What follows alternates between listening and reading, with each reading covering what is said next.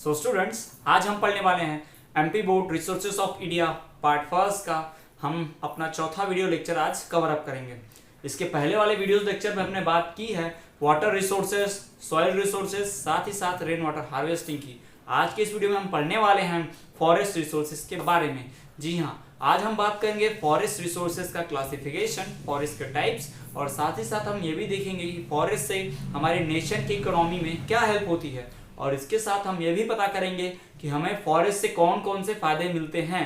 In fact जिसे हम direct benefits from forest और इनडायरेक्ट बेनिफिट्स फ्रॉम फॉरेस्ट, इन दोनों टॉपिक्स को आज के इस वीडियो लेक्चर में हम कवर अप करने वाले हैं। इस वीडियो के एंड में आपसे एक सवाल पूछा जाएगा और सही जवाब आपको कमेंट में देने हैं। विनर्स के नाम अनाउंस होंगे हमारे आने वाली नेक्स्ट वीडियोस में। तो चलिए बिना किसी देरी के आज के इस अमेजिंग वीडियो को शुरू करते हैं। So students, let us discuss about forest resource. What is a forest? सबसे पहला सवाल यही आता है कि हम फॉरेस्ट किसे कहते हैं। तो बहुत आसान सा जवाब है कि जहाँ बहुत सारे पेड़ उगते हैं उसे क्या कहते हैं? फॉरेस्ट कहते हैं। ठीक, तो बहुत ही सही आसान तरीके से हम फॉरेस्ट की डेफिनेशन दे सकते हैं कि अर्थ के सरफेस के ऊपर जब ढेर सारे यानी large number of trees grow up हैं तो उसे हम क्या कहते हैं? फॉरेस्ट कहते हैं। Large number of trees grown on a single piece of land या फिर large number of trees grown on earth surface is known as forest, तो उसे ही हम फॉरेस्ट कहते हैं। फॉरेस्ट जो है हमारे लिए बहुत ही इंपॉर्टेंट रिसोर्स है। जिस तरह से हमने सॉइल रिसोर्स और वाटर रिसोर्स की बात की है कि उनके बिना हमारी लाइफ पॉसिबल नहीं है, बिल्कुल उसी तरह फॉरेस्ट के बिना भी हम ह्यूमन की लाइफ, इनफैक्ट दूसरे अदर लिविंग जो भी हैं उनकी भी लाइफ पॉसिबल नहीं है फॉरेस्ट के बिना। फॉरेस्ट जो है वो ट्रीज के साथ मिलते बनते हैं और जो ट्रीज हैं वो हमें ऑक्सीजन प्रोवाइड करती हैं। जी हाँ, हमारे लाइफ की सर्वाइवल के लिए, हमें जिंदा रहने के लिए सबसे ज़रूरी चीज़ की आवश्यकता होती है, जिस चीज़ की, वो क्या है? ऑक्सीजन। और वो ऑक्सीजन हमें कौन प्रोवाइड करता है? तो फॉरेस्ट प्रोवाइड करते हैं, यानी कि ट्रीज प्रोवाइड करते हैं। तो ये बहुत ही ध्यान देने वाली बात है, बहुत ही इंपॉर्टेंट कि हमें फॉरेस्ट ऑक्सीजन प्रोवाइड करते हैं। स्टूडेंट्स, फॉरेस्ट रिसोर्स हमारे लिए कितना इंपॉर्टेंट रिसोर्स है, इस बात का अंदाजा इसी बात से लगाया जा सकता है कि फॉरेस्ट में पाए जाने वाले ट्रीज जो है वो हमें क्या प्रोवाइड करते हैं। मोस्ट इंपॉर्टेंट हमारे लिए सर्वाइवल के लिए जो जरूरी है वो क्या है? ऑक्सीजन। वही हमें कौन प्रोवाइड करता है? फॉरेस्ट। तो फॉरेस्ट रिसोर्स जो है one of the most important, सबसे इंपॉर्टेंट रिसोर्स हमारे लिए है। न सिर्फ हमारे लिए बल्कि दूसरे लिविंग ऑर्गेनिजम्स वो भी ऑक्सीजन पे ही सर्वाइव करते हैं, तो उनके लिए भी फॉरेस्ट क्या है? बहुत ज़्यादा इंपॉर्टेंट है। तो फॉरेस्ट रिसोर्स की बात हमने कर ली कि बहुत ज़्यादा इंपॉर्टेंट रिसोर्स है। फॉरेस्ट में बहुत सारे तरह तरह के नेचुरल वेजिटेशन और वाइल्ड लाइफ भी पाए जाते हैं ना। बहुत सारे वन्य जीव, जंगली जानवर कहाँ रहते हैं? फॉरेस्ट में ही रहते हैं। और फॉरेस्ट में तरह तरह की मेडिसिनल हर्ब्स, प्लांट्स है ना, वन औषधीय पौधे, ये सारी चीज़ें में मिलती हैं। यहाँ तक कि हम फॉरेस्ट से टिम्बर, वुड, लकड़ी है ना, ये सारी चीज़, फर्नीचर बनाने के लिए लकड़ी, ये सब हम कहाँ से पाते हैं? फॉरेस्ट से ही ऑब्टेन करते हैं। तो फॉरेस्ट हमारे लिए बहुत ज़्यादा इंपॉर्टेंट रिसोर्स है। अब हम बात कर लेते हैं कि फॉरेस्ट क्या डिफरेंट टाइप्स के भी होते हैं। तो जी हाँ, अक्सर आपने देखा होगा इंडिया के किसी एक स्टेट में अलग प्रकार के पेड़ पाए जाते हैं और किसी दूसरे स्टेट में अलग प्रकार के पेड़ पाए जाते हैं। आप अपने ही एरिया में देख लेना कि आपको दिखेगा कि अलग अलग समय पर अलग अलग तरह के पेड़ हरे होते हैं, कुछ पेड़ हरे नहीं रहते, अपने पत्ते झड़ा लेते हैं। Some trees shed their leaves. तो हमें देखने मिलता है कि हमारे सराउंडिंग्स, हमारे इन्वायरमेंट, हमारे चारों ओर जो है तरह तरह के डिफरेंट टाइप्स के पेड़ हमें देखने मिलते हैं। तो इन्हीं डिफरेंट स्पीशीज और डिफरेंट क्लाइमेट, डिफरेंट फंक्शंस की वजह से या डिफरेंट कैरेक्टरिस्टिक्स की वजह से फॉरेस्ट का क्लासिफिकेशन किया गया है। तो हमें बात करनी है टाइप्स ऑफ फॉरेस्ट की। चलिए हम देखते हैं कि इंडिया में कितने टाइप्स के फॉरेस्ट पाए जाते हैं। So let us study about different types of forest. In India about 5000 species of trees are found and they are classified into various different types. So we have to study about them. So let us study. तो अगर हम forest के types की बात करते हैं तो forest के जो है टोटल 5 टाइप्स बनाए गए हैं। यानी हमारे यहाँ पाए जाने वाले पेड़ों को, हमारे जो पाए जाने वाले जंगल है, उन जंगल में पाए जाने पेड़ों की खासियत की वजह से उन सभी जंगलों को 5 भागों में डिवाइड कर दिया गया है ना। Forest are classified into 5 different types. एक एक करके हम पांचों की बात करेंगे। अगर आपको मैं छोटा सा एग्जांपल दूं, एक छोटा सा इंट्रोडक्शन दे दूं किस टाइप से डिवाइड किया होगा, तो आप देखते होंगे कुछ पेड़ ऐसे होते हैं जो अपने पत्ते झड़ा लेते हैं, है ना। Some trees are there like they shed their leaves. फिर आप देखेंगे कुछ पेड़ ऐसे भी होते हैं जिनके पत्ते कभी नहीं झड़ते, एक हाथ पत्ता एक करके बारी बारी से पत्ता टूटता है फिर नया आ जाता है उसकी जगह पे, है ना। तो आपको कभी पेड़ ऐसा खाली नहीं दिखेगा, पेड़ की ब्रांचेस कभी खाली नहीं दिखेंगे, हमेशा उस पे लीव्स आपको नजर आएंगे ही। तो उस तरह के पेड़ भी पाए जाते हैं, तो अलग फॉरेस्ट होते हैं। फिर आप देखेंगे कुछ खास पेड़ ऐसे होते हैं जो सिर्फ माउंटेन एरिया में, हिली रीजन्स में ही पाए जाते हैं, तो वो अलग तरह के पेड़ कहलाते हैं। कुछ ऐसे पेड़ भी होते हैं जो सॉल्टी वाटर यानी कि समुद्र किनारे भी उग सकते हैं, तो उस तरह के जो फॉरेस्ट हैं, उस तरह के जो पेड़ हैं, उनको अलग क्लासिफाइड किया गया है। तो इसी तरह से हम फॉरेस्ट का क्लासिफिकेशन करने वाले हैं। तो चलिए हम देखते हैं हमारा जो फर्स्ट टाइप है फॉरेस्ट का, वो है ट्रॉपिकल एवरग्रीन फॉरेस्ट। एवरग्रीन से मतलब आपको समझ में आ रहा होगा हमेशा हरा रहने वाला, यानी इसको सदाबहार कहा जाता है, यानी ऐसा पेड़ या ऐसा जंगल जो क्या है हमेशा हरा रहता है ना।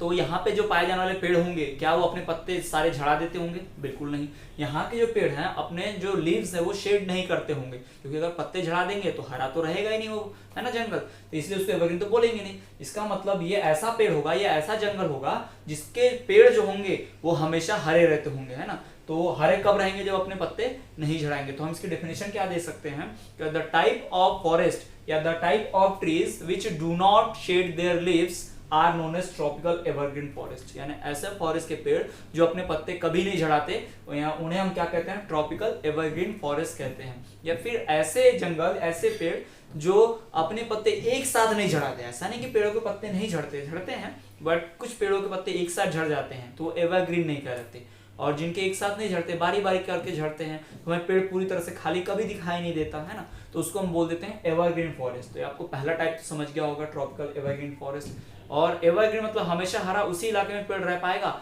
जहाँ पे क्या होता होगा, पानी ज्यादा अवेलेबल होगा। पानी ज्यादा अवेलेबल होगा मतलब वहां पे बारिश ज्यादा होगी, वहां पे रेन ज्यादा आती होगी, और रेन ज्यादा आती होगी इसका मतलब क्या, वो ऐसे एरियाज होंगे जहाँ का जो क्लाइमेट और टेम्परेचर कैसा होगा, ज्यादा वार्म नहीं होगा, वेट होगा, गीला होगा, कोल्ड होगा। ठीक, जैसे हम नॉर्थ स्टेट्स की बात कर लें, पंजाब, यूपी, बिहार, वेस्ट बंगाल, हरियाणा, उधर के जो भी एरियाज है वो कौन से फॉरेस्ट कहलाते हैं? एवरग्रीन फॉरेस्ट कहलाते हैं। साथ ही साथ साउथ के भी कुछ जंगल हैं, फॉरेस्ट एरियाज हैं जो क्या कहलाते हैं? एवरग्रीन फॉरेस्ट, वहां पर भी पाया जाता है। जबकि हम राजस्थान और एमपी की बात कर लें तो आप देखते हो यहाँ का रीजन बहुत ड्राई है, सूखा है, तो यहाँ पर एवरग्रीन फॉरेस्ट मिलेंगे क्या? जी नहीं, बिल्कुल नहीं मिलेंगे। आप अपने एरिया में भी देखते हो कि हमारे पहाड़ों के ऊपर देखते हैं हम, मई जून में जस्ट इसके पहले हमने देखा कि पेड़ों पे पत्ते नहीं है, पूरा जंगल सूख चुका है ना, उन्होंने अपने लीव्स शेड कर दिए हैं, है ना। जो हम टीक फॉरेस्ट यानी सागौन का पेड़ देखते हैं, सागौन का जंगल देखते हैं, वो अपने पत्ते झड़ा देते हैं, तो वो एवरग्रीन है क्या? बिल्कुल नहीं। ठीक, अब हम दूसरा फॉरेस्ट की बात करते हैं, मॉनसून फॉरेस्ट। मॉनसून फॉरेस्ट का मतलब ये होता है ऐसे फॉरेस्ट जो मॉनसून में ग्रीन हो जाते हैं। ऐसे फॉरेस्ट, ऐसे पेड़ जो मॉनसून के समय अपने पत्ते वापस ला लेते हैं, उसे हम कहते हैं मॉनसून फॉरेस्ट कहते हैं। तो ये इसका बेस्ट एग्जांपल हमारा टीक फॉरेस्ट, सागौन के पेड़। आप देखना मार्च अप्रैल, फरवरी मार्च अप्रैल मई जून तक उनके सारे पत्ते गायब होते सागौन के पेड़ के, टीक फॉरेस्ट के। लेकिन जैसे ही जून का लास्ट आता है, जैसे अभी का सीजन जो चल रहा है, अभी का समय जो चल रहा है, आप देखोगे पेड़ों के ऊपर ग्रीन पत्ते जो है, लीव्स हैं, थोड़े थोड़े आना स्टार्ट हो गए। इसका मतलब क्या? कौन सा फॉरेस्ट हमारे यहाँ? मॉनसून फॉरेस्ट है ना। तो ऐसे पेड़ जो अपने पत्ते एक साथ कभी नहीं झड़ाते, उन्हें बोलते हैं हम ट्रॉपिकल एवरग्रीन फॉरेस्ट। ऐसे पेड़ जिनके पत्ते वापस कब आ जाते हैं झड़ने के बाद? मॉनसून के समय में वापस आ जाते हैं, उसको हम बोलते हैं मॉनसून फॉरेस्ट कहते हैं। ठीक, तीसरी जो है वो है dry tropical forest. Dry tropical forest का मतलब क्या? ऐसे पेड़ जो बहुत ही सूखे इलाके में पाए जाएंगे, एमपी के अपर पार्ट में, साथ ही साथ जो राजस्थान बॉर्डर पे है, गुजरात बॉर्डर पे जो भी एरिया है, हिली रीजन्स है, जिसको हम वेस्टर्न घाट्स के नाम से जानते हैं, उन एरियाज में बहुत ज्यादा ड्राई ट्रॉपिकल फॉरेस्ट पाए जाते हैं। ड्राई ट्रॉपिकल फॉरेस्ट मतलब ये पेड़ जो अपने पत्ते क्या करते हैं? पूरी तरह से झड़ा देते हैं, इन्हें हम क्या कहते हैं? ड्राई ट्रॉपिकल फॉरेस्ट कहते हैं। चौथा जो टाइप हमारा फॉरेस्ट का वो क्या है? Forest of delta region. Forest of delta region का मतलब क्या? अब डेल्टा की बात कर लीजिए, डेल्टा किसे कहते हैं, पहले इसकी हम जानकारी ले लेते हैं। डेल्टा क्या होता है? जब नदी बहती है तो वो जाके कहाँ मिलती है? सबको पता है कि वो जाके समुद्र में, सीज और ओशियन में मिल जाती है। तो नदी बहते हुए जो समुद्र के साथ मिलती है ना, ये जगह सी है और इधर से रिवर आके मिल रही है, तो इस एरिया में जो पूरा लैंड मास बनता है ना, पूरा आप देखेंगे कुछ ऐसे ऐसे धीरे धीरे ऐसा बनता जाएगा, पूरा ऐसा खाली एरिया रहेगा बड़ा सा। आपने देखा होगा नदी जहां से किस में मिलेगी?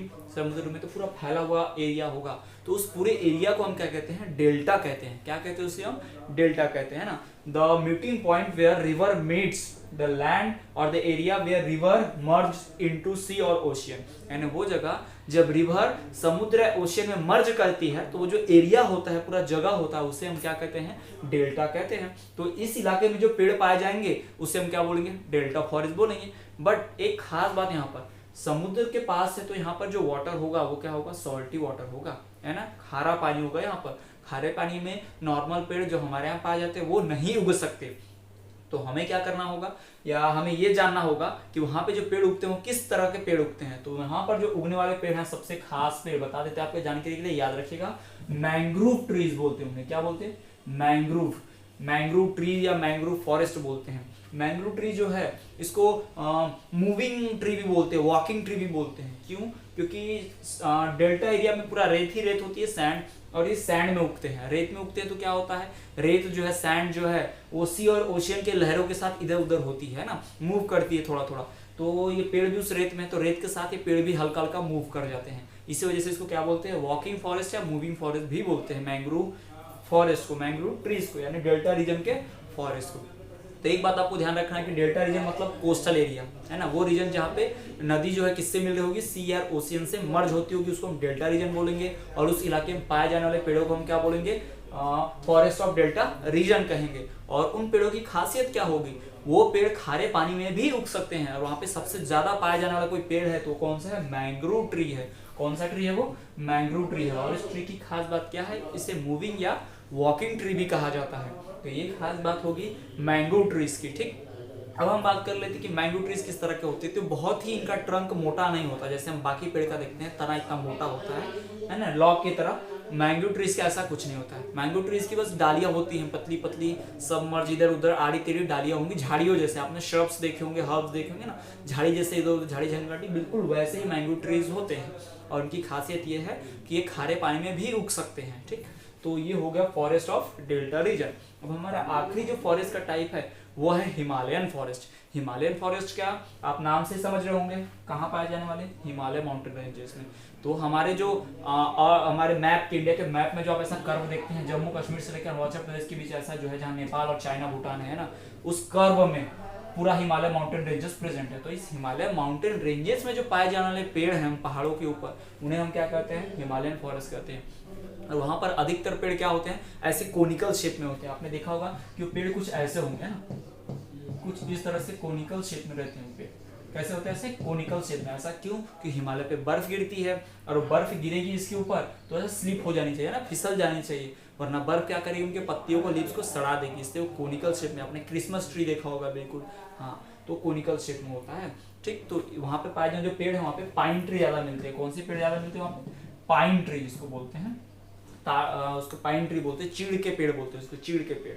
ठीक, तो इस तरह से हमारे क्या है, टाइप ऑफ फॉरेस्ट है, हमारा क्लासिफिकेशन ऑफ फॉरेस्ट है। एक बार हम फिर से अगर बात कर लें तो ट्रॉपिकल एवरग्रीन फॉरेस्ट मतलब वो पेड़ जो एक साथ अपने पत्ते नहीं चढ़ाते। The trees which do not shed their leaves है ना, are known as evergreen forest. यानी वो फॉरेस्ट जो हमेशा ग्रीन रहता है ना, थ्रू आउट द ईयर, पूरे साल भर ग्रीन रहेगा, उस तरह के जंगल को हम क्या कहेंगे, एवरग्रीन फॉरेस्ट कहेंगे। साथ ही साथ मॉनसून फॉरेस्ट पढ़ा हमने। मॉनसून फॉरेस्ट क्या होता है, वो फॉरेस्ट जिसके पेड़ क्या करते हैं, ग्रीन हो जाते हैं जब क्या आता है, मॉनसून आता है। यानी मॉनसून के समय, बरसात के समय इनके पेड़ हरे होते हैं, उनके पास पत्ते होते हैं। ठीक, तो उस समय जो फॉरेस्ट है वो ग्रीन होता है मॉनसून के समय, उसे हम कहते हैं मॉनसून फॉरेस्ट कहते हैं। उसके बाद ड्राई ट्रॉपिकल फॉरेस्ट, ऐसे पेड़ जो क्या होते हैं, सूख जाते हैं, जो अपने पत्ते पूरी तरह से झड़ा देते हैं, उनको हम क्या बोलते हैं, ड्राई ट्रॉपिकल फॉरेस्ट बोलते हैं। ये वार्म यानी जो बहुत ही हीटेड वाले एरिया होंगे, बहुत ही गर्म प्रदेश जो होंगे, राजस्थान, गुजरात और मध्य प्रदेश के कुछ पार्ट, उन इलाकों में पाए जाने वाले पेड़ होंगे, उन्हें हम क्या कहेंगे, ड्राई ट्रॉपिकल फॉरेस्ट कहेंगे। उसके बाद हमारा चौथा जो है forest of delta region. Delta region मतलब क्या, जब नदी समुद्र में मर्ज होती है, मिलती है, तो वहां के एरिया में, उस समुद्र के किनारे वाले एरिया में जो भी तरह के पेड़ पाए जाते हैं उन्हें हम कहते हैं फॉरेस्ट ऑफ डेल्टा रीजन। और वहां पे सबसे ज्यादा पाए जाने वाला जो पेड़ है कौन सा है, मैंग्रोव ट्री है। और हमारा आखिरी जो है पांचवा, वो है हिमालयन फॉरेस्ट। ये कहाँ पर है, हिमालय माउंटेन रेंजेस में, जो हमारे नॉर्थ और ईस्ट जो एरिया है हमारे इंडिया का, वहाँ पाया जाता है हिमालय माउंटेन रेंज। और यहाँ पे पाए जाने सबसे ज्यादा पेड़ कौन है, पाइन ट्री है। ये माउंटेन रेंजेस पे पाए जाते हैं, हिमालय माउंटेन रेंजेस पे, इसे इन्हें क्या कहते हैं, हिमालयन फॉरेस्ट कहते हैं। तो this is our classification of Indian forest. So let us study about our next topic. तो अब हम पढ़ने जा रहे हैं कि फॉरेस्ट का हमारे नेशन की economy, importance of forest to national economy, यानी हमारे देश के नेशनल इकोनॉमी में, यानी देश को अमीर बनाने में फॉरेस्ट का क्या महत्वपूर्ण रोल है ना। फॉरेस्ट कैसे हमारे देश को पैसा जनरेट करने में, नेशनल इनकम जनरेट करने में, देश को अमीर बनाने में कैसे हेल्प करते हैं। तो चलिए हम इसी की बात करते हैं। तो forest are valuable gift of nature. जैसा कि हम जानते हैं कि फॉरेस्ट जो है वो नेचर प्रोवाइड करता है, वो हमारे प्रकृति नेचर का बहुत ही वैल्यूएबल, बहुत ही अमूल्य या बहुमूल्य क्या है, गिफ्ट हमारे लिए, है ना। नेचर हमसे बदले में कुछ लेते ही नहीं, वो डायरेक्टली हमें क्या है, फॉरेस्ट प्रोवाइड करती है ना, इसलिए हमारे लिए क्या है, गिफ्ट है। हमसे बदले में कुछ नहीं देती, लेकिन हमें बहुत ही इंपॉर्टेंट क्या देती है, नेचर, फॉरेस्ट प्रोवाइड करती है। उसके बाद इंडिया का जो 20.64% लैंड है, इंडिया का जो 20.64% ज्योग्राफिकल लोकेशन का लैंड है पूरा, यानी इंडिया में 3.28 स्क्वायर किलोमीटर का लैंड है, उसमें से 20.6% जो लैंड है किससे ढका हुआ है, हमारे फॉरेस्ट से ढका हुआ है। इंडिया के मान लीजिए 100% लैंड है, तो उस 100% में से 20.64% जो है वो किससे कवर्ड है, फॉरेस्ट से कवर्ड है। यानी कि हम कह सकते हैं कि अबाउट 20% लैंड जो किससे कवर है, हमारा ज्योग्राफिकल लैंड जो है फॉरेस्ट से कवर्ड है, यानी इतने लेवल पर सिर्फ पेड़ ही पेड़ है। लेकिन फिर भी ये कम है, क्योंकि हमारी पॉपुलेशन दिन ब दिन क्या होते जा रही है, बढ़ते जा रही है। तो ऐसा नहीं मानना कि बहुत है ये 20.64%। अगर हम इसका इस्तेमाल सही ढंग से नहीं करेंगे तो बहुत जल्दी खत्म हो जाएंगे, घट जाएंगे, है ना। ये डेटा बहुत ज्यादा था, इवन 35% तक था, लेकिन पिछले 70 ईयर्स में हमने इतना रेकलेस, इतना ज्यादा फॉरेस्ट का इस्तेमाल किया है, जंगलों को बेहिसाब काटा है, जिसकी वजह से ये जो नंबर है फॉरेस्ट की कवरिंग वो क्या है, घट गई है। अब इतना सारा एरिया 20.64% एरिया अगर फॉरेस्ट से कवर्ड है, इतने एरिया में जंगल है, तो इस एरिया में इतने सारे पेड़ होंगे, और उन पेड़ों से हमें क्या मिलता होगा, लकड़ी मिलती होगी, उन पेड़ों से हमें मेडिसिनल हर्ब्स, श्रब्स मिलते होंगे, उन पेड़ों से हमें ऑक्सीजन तो मिलता ही मिलता है, साथ साथ उन पेड़ों से हमें फूड भी ऑब्टेन होता है। और उन पेड़ के जंगलों में, वहाँ जो पूरे जंगल हैं, वहाँ पे आप देख सकते हैं कि वहाँ बहुत सारे वाइल्ड एनिमल भी रहते हैं, वाइल्ड लाइफ भी रहते हैं, और वो वाइल्ड लाइफ भी हमारे लिए क्या है, रिसोर्स है। अब हम बात करें अगला कि forest provide not only would, forest हमें सिर्फ लकड़ी नहीं देते हैं, फॉरेस्ट में सिर्फ लकड़ी नहीं मिलता, but also provide variety of raw materials for our industries. पेड़ से हमें सिर्फ लकड़ी नहीं मिलती कि हम लकड़ी से क्या करें, चूल्हा जला लें, या फिर लकड़ी से फर्नीचर बना लें। हमें क्या मिलता है, पेड़ों से बहुत सारी ऐसी चीजें मिलती हैं, जैसे हमें पेपर बनाने के लिए वुड जो है, पल्प है, कहाँ से मिलता है, फॉरेस्ट से। हमें रबर बनाने के लिए रबर ट्री से ही, जो रबर ट्री जिससे बनता है वो मिल्की स्ट्रक्चर होता है, एक लिक्विड जैसा आता है, दूध की तरह होता है वो हमें पेड़ से ही मिलता है, रबर ट्री से ही मिलता है। बैम्बू जंगल में पाया जाता है, उससे क्या बनाया जाते हैं, पेपर बनाया जाता है। साथ ही साथ ऐसे लैक, गम, ऐसी बहुत सारी इंडस्ट्री हैं जो किससे चलती हैं, फॉरेस्ट के वजह से चलती हैं। बहुत सारे आयुर्वेदिक दवाइयाँ बनाने वाली कंपनियां जो हैं, इंडस्ट्रीज जो हैं, वो भी अपना हर्ब शब्स यानी औषधीय पौधे कहाँ से लाते हैं, जंगल से ही लाते हैं। ठीक, तो ये सारी चीजें हमें कहाँ से मिलती हैं, जंगल से मिलती हैं, फॉरेस्ट से मिलती हैं। इनफैक्ट लेदर इंडस्ट्री जहाँ चमड़ा बनता है वो कहाँ से आता है, जानवरों से, और जानवर कहाँ पाए जाते हैं, जंगलों में। तो हमारी बहुत सारी इंडस्ट्रीज भी किससे चल रही हैं, सिर्फ और सिर्फ फॉरेस्ट की वजह से चल रही हैं। और forest help to generate revenue और national income for nation. Forest जो है हमारी गवर्नमेंट को, हमारे देश को रिवेन्यू का मतलब आप टैक्स समझ लीजिए, है ना। टैक्स और रिवेन्यू में एक डिफरेंस है। अगर गवर्नमेंट आपसे टैक्स लेती है, आपसे जो पैसा लेती है और आपके लिए खर्च करती है, गवर्नमेंट ने हमारे लिए पैसा लिया, हमसे पैसा लिया और उससे रोड बना दिया, तो रोड का इस्तेमाल हम ही करेंगे, तो उसको क्या बोलते हैं, टैक्स। और गवर्नमेंट क्या करे, आपसे पैसा ले, लेकिन उस पैसे का इस्तेमाल अपने मिनिस्टर्स को क्या करे, पेमेंट देने में करे, या फिर उस पैसे से दूसरे देश से सामान खरीदे, तो वो पैसा हमारे लिए इस्तेमाल नहीं हुआ, गवर्नमेंट ने अपने लिए या देश को रन करने के लिए चलाया, तो उसको हम क्या बोलते हैं, रेवेन्यू। उसका हिंदी में अर्थ होता है राजस्व, ठीक है, जिसको कर भी कहते हैं। तो टैक्स और रेवेन्यू डिफरेंस क्या, गवर्नमेंट आपसे पैसा ले और आपके लिए इस्तेमाल करे, टैक्स। गवर्नमेंट पैसा आपसे ले और अपने फंक्शनिंग के लिए इस्तेमाल करे, उसको हम क्या बोलेंगे, रेवेन्यू।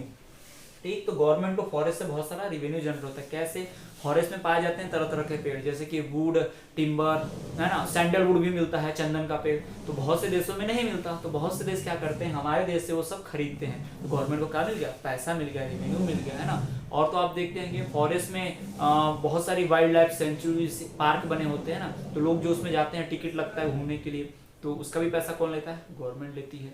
ठीक, वाइल्ड लाइफ है, वाइल्ड लाइफ को पकड़ना, उनको मारना, जो लेदर का ऑब्टेन करने के लिए है, पेड़ काटने के लिए गवर्नमेंट क्या करती है, इंडस्ट्रीज से पैसा लेती है, तो वो क्या कहलाता है, रेवेन्यू। यानी देश को बहुत सारा पैसा, रेवेन्यू जनरेट होता है, किससे, फॉरेस्ट से। Forest provide both direct and indirect benefit.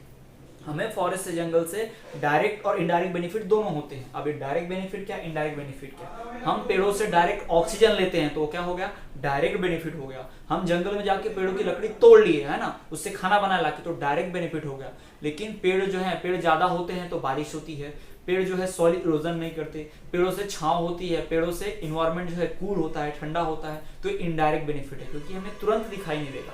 ऐसे इफेक्ट जो हमें तुरंत मालूम नहीं होंगे उसे हम इनडायरेक्ट बेनिफिट कहते हैं। ऐसे फायदे जो हमें तुरंत दिखाई देंगे उसको हम क्या बोलेंगे, डायरेक्ट बेनिफिट। इनको हम आगे के टॉपिक में और डिटेल में पढ़ेंगे कि डायरेक्ट बेनिफिट क्या होते हैं, इनडायरेक्ट बेनिफिट क्या होते हैं। तो फिलहाल हम पढ़ रहे हैं कि फॉरेस्ट का इंपॉर्टेंट क्या है हमारे नेशनल इकोनॉमी, यानी देश की जो नेशनल इकोनॉमी है उसको बढ़ाने में, उसको चलाने में फॉरेस्ट का क्या रोल है। तो हम समझ गए हैं कि बहुत ही इंपॉर्टेंट रोल है। कैसे, forest are valuable gift of nature. Forest जो है, जंगल जो है, प्रकृति का बहुत ही अमूल्य तोहफा है। दूसरा, हमारे इंडिया का ज्योग्राफिकल लैंड 20.64% ज्योग्राफिकल लैंड किससे ढका है, फॉरेस्ट से ढका है। फॉरेस्ट से ना सिर्फ हमें वुड मिलता है, फॉरेस्ट से ना सिर्फ हमें दूसरी छोटी छोटी चीजें मिलती हैं, बल्कि हमें फॉरेस्ट से इंडस्ट्रीज के लिए रॉ मटेरियल भी मिलता है। रॉ मटेरियल मतलब कच्चा माल, जिसका इस्तेमाल करके फैक्ट्री सामान बनाती है ना, रबर वाले, पेपर वाले है ना सब। और तो और फॉरेस्ट जो है गवर्नमेंट को, हमारी कंट्री को रिवेन्यू, टैक्स जनरेट करने में, पैसा जनरेट करने में हेल्प करती है। साथ ही साथ फॉरेस्ट जो है वो हमें डायरेक्ट के साथ साथ इनडायरेक्ट बेनिफिट भी देती है। डायरेक्ट बेनिफिट ऑक्सीजन देना, वुड देना। इनडायरेक्ट बेनिफिट इन्वायरमेंट को कंट्रोल करना, मॉडरेट बनाए रखना, रेन बियर, बारिश को लाना, सॉइल इरोजन ना होने देना, क्लाइमेट को कूल रखना, ये सब इनडायरेक्ट बेनिफिट। तो ये डायरेक्ट और इनडायरेक्ट बेनिफिट दोनों तरीके के फायदे हमें किससे होते हैं, फॉरेस्ट से होते हैं। तो ये बहुत ही इंपॉर्टेंट टॉपिक है, आपके बोर्ड एग्जाम में कई बार पूछा जा चुका है कि what is the importance of forest to national economy. 3 marks के लिए, कभी कभी 5 मार्क्स के लिए भी पूछ देता है। तो 3 मार्क्स और 2 मार्क्स के लिए ज्यादा चांसेस इसके आने के, तो आपको ध्यान रखना है। तो चलिए हम अपना अगला टॉपिक पढ़ते हैं, direct and indirect benefits of forest. So now we have to study about what are the direct and indirect benefits from forest. हमें यह पढ़ना है कि हमें जंगलों से कौन से डायरेक्ट फायदे और इनडायरेक्ट फायदे प्राप्त होते हैं। So let us discuss about the direct and indirect benefits from forest. Firstly, if we observe the direct benefits, we talk about direct benefits from forest. Then first benefit is forest provide wood. Forest से हमें क्या मिलता है, wood मिलता है। ठीक, तो wood और timber, फॉरेस्ट से हमें क्या मिलता है, डायरेक्ट टिम्बर या वुड मिलता है। तो आपको सबसे ज्यादा ध्यान रखने वाली बात यह है कि वुड और टिम्बर में डिफरेंस क्या है। ये अक्सर वन वर्ड में मैचिंग में है ना, ऑब्जेक्टिव में पूछ देता है कि टिम्बर वुड क्या होता है। तो आप देखिए, वुड मतलब लकड़ी।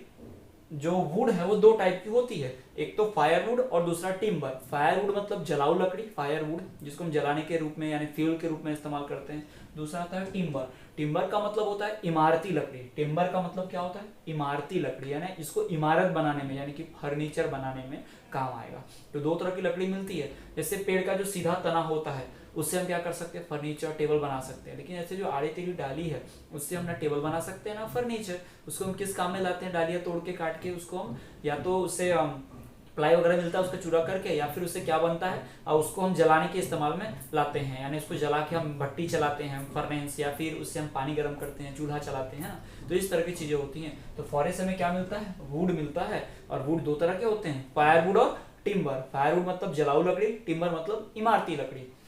दूसरा, माइनर फॉरेस्ट प्रोडक्ट्स। फॉरेस्ट से हमें बहुत सारे माइनर, छोटे छोटे फॉरेस्ट प्रोडक्ट भी मिलते हैं। कौन से फॉरेस्ट प्रोडक्ट्स, जैसे कि लैक, गम, है ना, ये सब हमें कहाँ से मिलता है, फॉरेस्ट से मिलता है। गम बनाने के लिए जो है पेड़ से, अब देखा आप, स्टिकी चिपचिपा पदार्थ, लिक्विड निकलता है जिसको चिक्की आप बोलते हैं, गम बोलते हैं ना, वो। और लैक मिलता है। लैक एक प्रोडक्ट है जो बहुत ही फास्ट जलता है, वो पेड़ में से ही निकलता है, लकड़ी का ही पार्ट होता है, लेकिन वो बहुत ही फास्ट जलता है। जैसे माचिस के साइड पे आप देखते हैं बॉक्स के ऊपर जो लगाया हुआ होता है, रेड फॉस्फोरस होता है ना, तो बिल्कुल जैसे फट से कैसे आग पकड़ लेता है, वैसे ही लैक भी होता है जो फॉरेस्ट से मिलता है, उससे भी बहुत जल्दी आग लगती है। तो वो हमारे लिए क्या बहुत ज्यादा इंपॉर्टेंट रिसोर्स है। यानी फॉरेस्ट ना सिर्फ वुड देता है बल्कि माइनर फॉरेस्ट प्रोडक्ट भी देता है, छोटे छोटे फॉरेस्ट प्रोडक्ट भी देता है। और तो और हमें जंगलों से फ्रूट्स मिल जाते हैं, जंगलों से हमें शहद मिल जाता है ना। जंगल से बहुत सारे ऐसी चीजें हैं जो हमें इस्तेमाल करने लायक मिलती हैं, जो दूसरे फॉरेस्ट माइनर प्रोडक्ट में आते हैं, जैसे कि मेडिसिनल हर्ब्स, श्रब्स, जड़ी बूटियां, ये सारी चीजें। ठीक, और हम अगर तीसरा फायदा देखें डायरेक्ट बेनिफिट फॉरेस्ट से, तो वो है रॉ मटेरियल्स फॉर इंडस्ट्रीज। हमारे इंडस्ट्रीज के लिए रॉ मटेरियल यानी कि कच्चा माल वो कहाँ से मिलता है, इसी फॉरेस्ट से मिलता है। जैसे रबर बनाने के लिए हमें क्या चाहिए, रबर के पेड़ का लिक्विड चाहिए, तो रबर के पेड़ का लिक्विड जो है मिल्की लिक्विड होता है, दूध के जैसा पदार्थ होता है, उसी से रबर बनता है। तो कहाँ से मिलेगा, रबर के पेड़ से मिलेगा। और रबर के पेड़ कहाँ मिलेंगे, फॉरेस्ट में मिलेंगे, ठीक।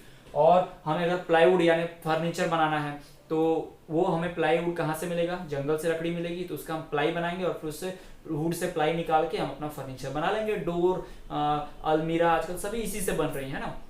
ये सारी चीज हमारे इंडस्ट्रीज के लिए। और इंडस्ट्री में जो पेपर बन रहा है उसके लिए भी हमें रॉ मटेरियल कहाँ से मिलेगा, जंगल से ही मिलेगा। पेपर किससे बनेगा, पेड़ की पल्प से, यानी उस पेड़ की छाल से जो बात निकलेंगी उससे बनेगा। बैम्बू से बनेगा, वो भी कहाँ मिलता है, जंगल में, ठीक। ये सब डायरेक्ट फायदे आंखों से दिखता है हमें, इससे इसे हम क्या कहते हैं, डायरेक्ट बेनिफिट कहते हैं, ठीक। और ग्रेजिंग लैंड, जंगलों में पूरी घास होती है, चरने वाली जमीन जंगलों में ही पाई जाती है।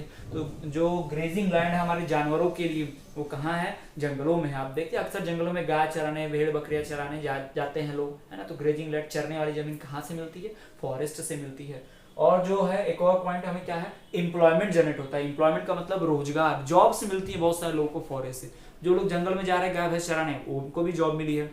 दूसरा, फॉरेस्ट से लोग लकड़ी, सूखी लकड़ी लाके तोड़ के बेचते हैं, उनको भी जॉब है। और तो फॉरेस्ट से लोग जड़ी बूटियां चुनकर लाते हैं, बाजार में बेचते हैं, वो भी जॉब है ना। तो इससे एम्प्लॉयमेंट जनरेट होती है, पैसा मिलता है। और जब इंडस्ट्री चलेंगी तो इंडस्ट्री में क्या चाहिए, लेबर, और वो लेबर किस पे काम कर रहे हैं, उस फॉरेस्ट वाली इंडस्ट्री में। और उस इंडस्ट्री को चलने के लिए रॉ मटेरियल कहाँ से आ रहा है, फॉरेस्ट, यानी फॉरेस्ट नहीं तो रॉ मटेरियल नहीं, रॉ मटेरियल नहीं तो इंडस्ट्री नहीं चलेगी, और इंडस्ट्री नहीं चलेगी तो उसमें काम करने वाले लेबर को जॉब भी नहीं मिलेगी, यानी no employment, no forest no employment. तो फॉरेस्ट है इसलिए कई लोगों को क्या मिल रहा है, एम्प्लॉयमेंट, रोजगार भी मिल रहा है। साथ ही साथ फॉरेस्ट जो है रिवेन्यू जनरेट करते हैं। रिवेन्यू का मतलब क्या, आपको पहले बता चुके हैं, गवर्नमेंट के काम के लिए पैसा मिलता है, यानी टैक्स के समान, है ना। फॉरेस्ट के बहुत सारी चीजें बेच के, फॉरेस्ट को वाइल्ड लाइफ सेंचुरी में बना के, पार्क बना के लोग उसमें घूमने जाते हैं, उसमें जंगली जानवरों को देखते हैं, है ना। जंगल टूर पे जाते हैं, जंगल सफारी जिसको बोला जाता है। तो लोगों को क्या मिलता है, पैसा मिलता है लोगों को, लोग पैसा देते हैं गवर्नमेंट को, है ना। तो गवर्नमेंट को क्या मिल गया, रिवेन्यू मिल गया।